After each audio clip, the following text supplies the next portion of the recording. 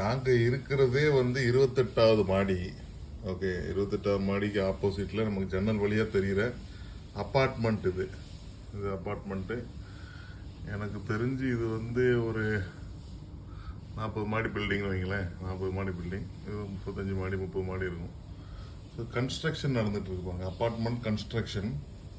இதில் வந்து லிஃப்டில் வந்து ஃபுல்லாக சாரம் கட்டி மேலே வரைக்கும் அப்படியே லிஃப்டில் ஒவ்வொரு திங்ஸாக அங்கே பார்த்தீங்கன்னா 27வது மாடியில் திங்ஸ்லாம் போட்டு வச்சுருக்கான் பாருங்கள்.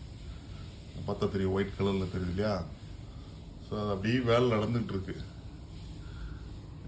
Now show unit open now TCR construction ஏதோ சம் பில்டர் நேம் போட்டிருக்கான்.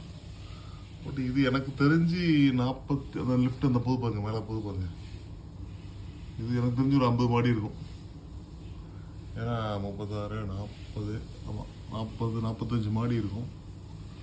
மேலே வரைக்கும் ஃபுல் அப்பார்ட்மெண்ட் கட்டிட்டு தான். இது வந்து சிட்டி சென்டரில் இருக்கிற கேஎல்சிசி, அதாவது கோலாலம்பூர் சிட்டி சென்டர். அதனால் இங்கே டிமாண்ட் அதிகம்.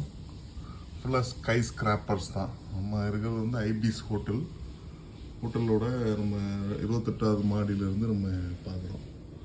இப்படி பார்த்தீங்கன்னா இந்த சைடு கொஞ்சம் தூரம் போனீங்கன்னா ட்வின் டவர்ஸ்.